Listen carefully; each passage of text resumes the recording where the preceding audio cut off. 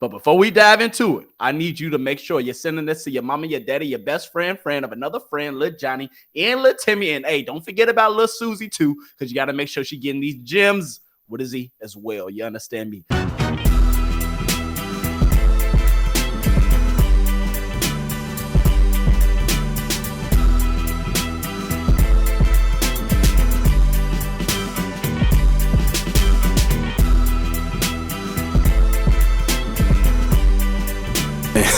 Hey, we live now, really. But without further ado, man, let's go ahead and get right into it. The WNBA draft, it just happened and it was just up, and hey, it was a lot of eyes. They got the most viewers in the history of the WNBA. They had everybody and their mama watching, even me. Indeed. So I definitely want to go ahead and touch on the first round picks, man. Starting off with the number 1 pick in Caitlin Clark coming out of the University of Iowa. You know what she did in college basketball, man. But I really want to ask your opinion, man. Yeah. With her going to Indiana and her playing for the Fever, do you really think she's going to draw the same attention that she did in Iowa? I need your opinion, man. I need you to talk to me. Talk to the people. Do you think she's going to garnish the same attention? So. I think so. She's driving up to, first off, welcome to Indianapolis. Welcome to Indianapolis, CC. Well, man. Hey, She was on the is it too late for her to sneak out the back door? She getting the welcome. But yes, I think she's going to be successful. She driving up the ticket sales. Her jersey sold out, so she got the markers. She's doing what it does. She has it, and it is working for her right now. Oh, so she has that it factor. She has it. She has the unexplainable, mythical it, where things just get done around her. Okay. I can respect that. I can respect that. So you really think Caitlin Clark gonna go ahead and do a thing, Indy? You really think? Yeah, I think Indy it's a great location for her because I mean, who is the star in Indianapolis? You have a young quarterback in Anthony Richardson. You got a injured Tyrese Halliburton. No shot at Tyrese, but this was his year. He was taking it over. He was taking over the NBA until he got hurt. So he kind of, he left it there. Caitlin Clark can take over the city. This could really be her city. If she start her rookie year and go insane, the city do you is think hers. She can win MVP? It's over from real there. Quick. My bad to cut you off. Do you think she can win MVP in her first season? No. Okay. So, in my opinion, I think her going to Indiana, you brought up a lot of good facts. I want to say with them having a young gun out there, Indianapolis, playing for the Colts and Anthony Richardson, them having the Indiana Pacers looking like they coming back alive just a little bit, not a lot. But I'm gonna give y'all a little respect now. Y'all in the playoffs. You understand me? A little tough. Hold on, don't. I'm gonna give y'all a little respect. I like the Pacers, but I'm a Bulls fan. You don't have to say y'all to include me. You can say the Pacers. Oh, okay. My bad. So just say the Pacers. Yeah. My bad player. I forgot. No, you good. Y'all still trying to make it into the playoffs. Y'all got that playing game here coming up. Oh yeah, we got a big game here shortly. Yeah, definitely a big game tonight. So we're gonna see. We're gonna see what y'all got to say, and we're gonna see what y'all got to bring to the table. You understand me? But I really want to say this about Caitlin Clark, man. Like you said, she has an it factor. She is the one I believe, that can carry the torch for the WNBA. And she is going to sell out shows. Exactly what I said, shows, because she's going to be putting on a show. So make sure you bring your popcorn. And also, she's going to really be selling jerseys. She's going to bring a whole different audience to basketball. Exactly what she did in Iowa, I believe, I honestly think in Indianapolis is not a big market, but I believe for her and what she did in college basketball, at least for the first couple of years, she is definitely going to draw eyes and she's going to draw attention. And with her making Indiana likes hoops. Indiana do like hoops. They known for basketball. I can vouch for that. Indiana is definitely known for basketball, and at the end of the day, they getting a legend. A college legend. We can say that now because guess what? It's her college fact. That's a fact. It's stamped. Yes.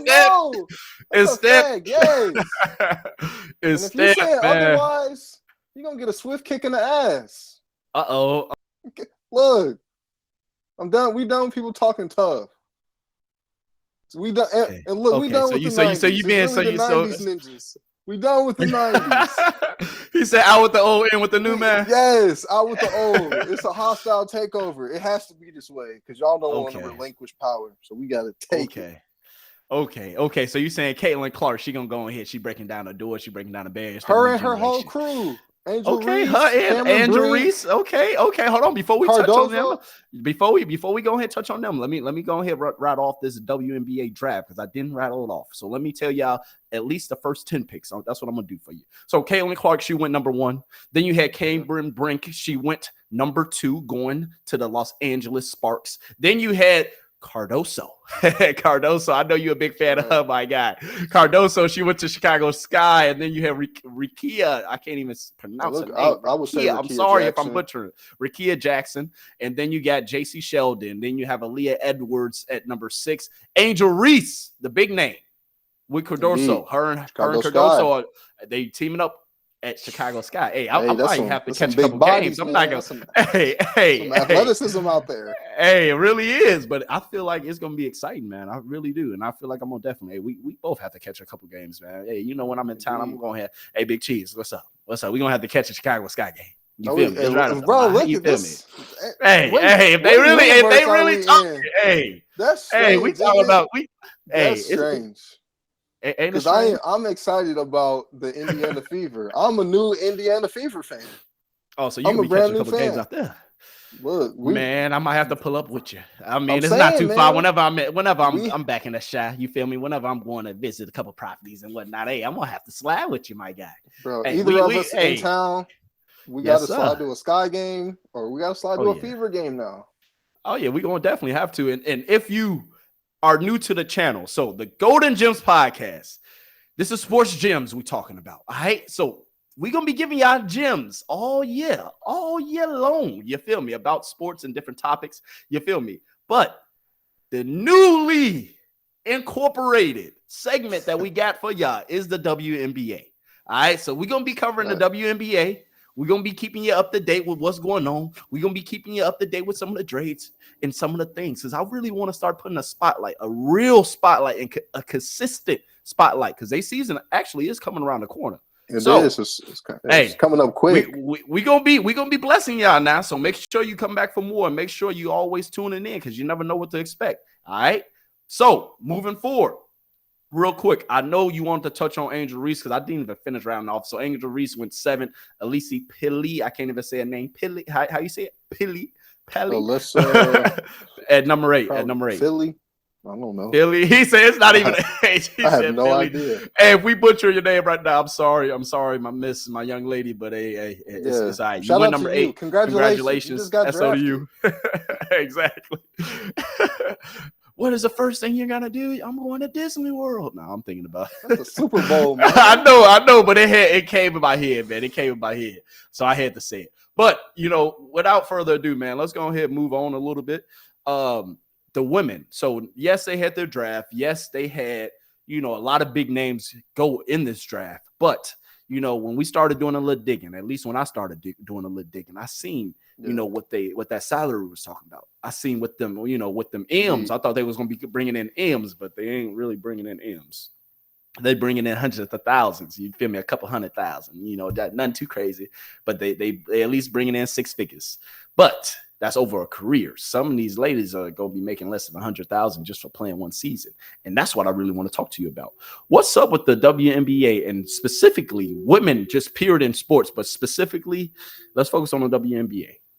All right. Well, what's up with them? The problem is shortchanged. The problem is they don't have a big enough pot to pull from to pay their players. Right now, the WNBA, they still work in a negative. They work, bro. They're subsidized by the NBA, so they're working on the negative. So they can't afford to pay their players what the NBA will pay, or maybe even an equivalent, because they just don't have the pot right now. But I think this is the start of something really good. If this draft class will be a marquee draft class that we'll go back and reference.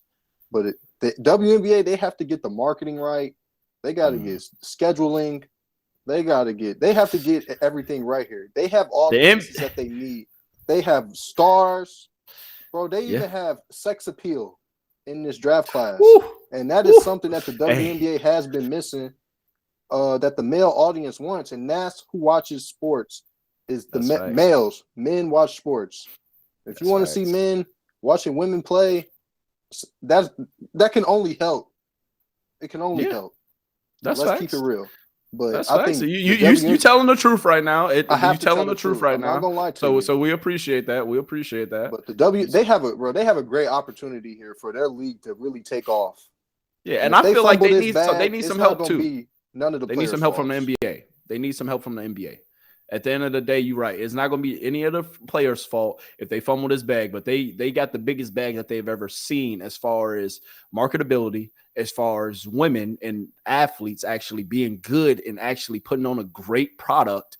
And then, like you said, they have the looks. These women are definitely beautiful coming into this, coming into the WNBA. Indeed. Not only, it's also still some. Hey, the WNBA, on some of these rosters, boy, SO to the women. Yeah. It's going to help people pay more attention. Asian like fine wine. You understand? There's more in there. Exactly. And then if they putting on a good product, oh man, it's a no-brainer. If you're putting on a good product, if you're showing us that A, you bringing eyes, you're putting on a good product, then B, you look good. Because what you think some of these women watching the NFL and watching the NBA for? You think they just watch it just for the kicks of it? Nah. Thank you. Come on, let's be real. Every once in a while, let's be real. Come on now. Hey, some of these women, they like what they see out there on the They don't know what's going on. Some of them, you feel me? Some of them, they just say, "Oh my God, look at him." She just want to lick his sweat. Boy, they don't know what's going on. I ain't trying to be but we just being honest with you. What's really going on? Let's really tell the truth now. You feel me? But let's keep it a bean. I done been to a volleyball game. I didn't know all the rules. Hey, but I was happy to be there. Hey, very happy, very excited too. Very appreciative. The view was amazing. You feel me? But without further ado, man, let's go ahead and change gears just a little bit. All right, let's stick with the WNBA. And before we go ahead and move topics, I really want to touch on this aspect of the WNBA. The NFL needs to go ahead and do what they need to do as far as getting them in attention.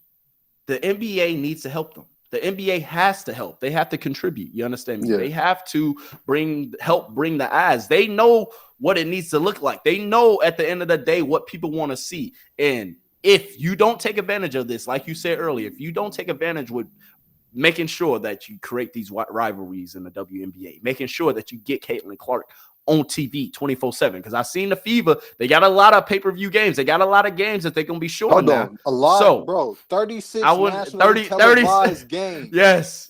So that is an insane amount. But they know what they're already starting to. They see what they got. At the end of the day, Caitlin Reese, if she did this in college, guess what? Let's go ahead and put that spotlight right back on and let's see if she can continue this trend. But at the end of the day, now that she's in the WNBA, these women, she's going to have a target on her back now. There's going to be people gunning for it. It's going to be people gunning for it. And there's going to be people who really want to see what she's about and the kind of player that she is going to ultimately become in the WNBA. Because guess what? College is over. It is all over and done with now. So she has to really show and prove herself.